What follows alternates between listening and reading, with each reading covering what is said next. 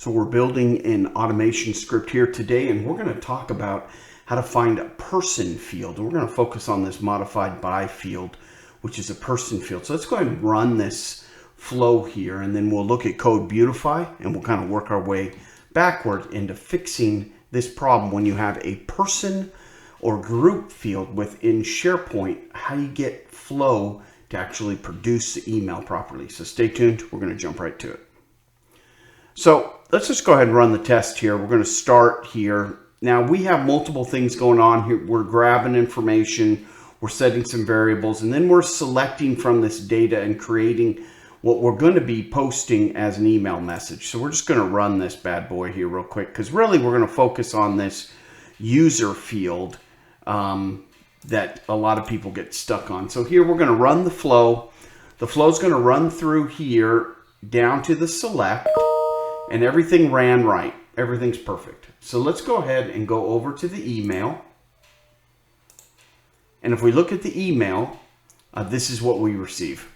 So do you see all that junk inside there? We really don't want the OData type. We want the actual email address. So let's go ahead and fix that.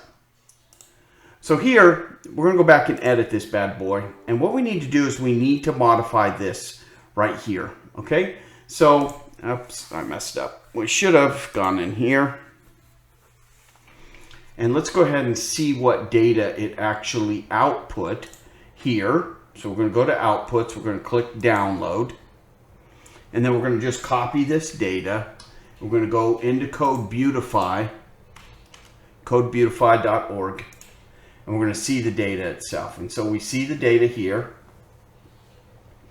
And we're looking at the data. Now, when you look at this data, you notice there that it says issued, logged by, and the email.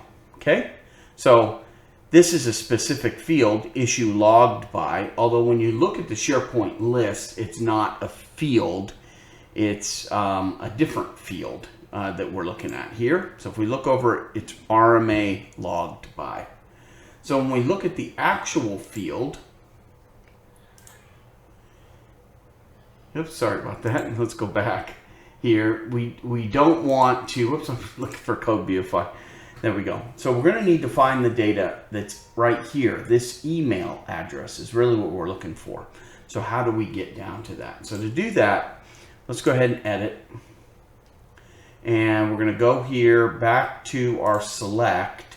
And we're going to take away this. Now I happen to point to, I could have done issued by, it would have done the same result. So here I'm just going to write an expression in here. And what I'm going to write is I'm just going to write an item with a question mark. Okay, and then I'm going to go back to my CodeBeautify. Now I'm going to put in my two doohickeys there. I'm going to go back to CodeBeautify. I'm going to see issue logged by. So I'm going to copy that. I'm going to go back over here. I'm going to say issue logged by / and then I'm going to go back over to here. Whoops.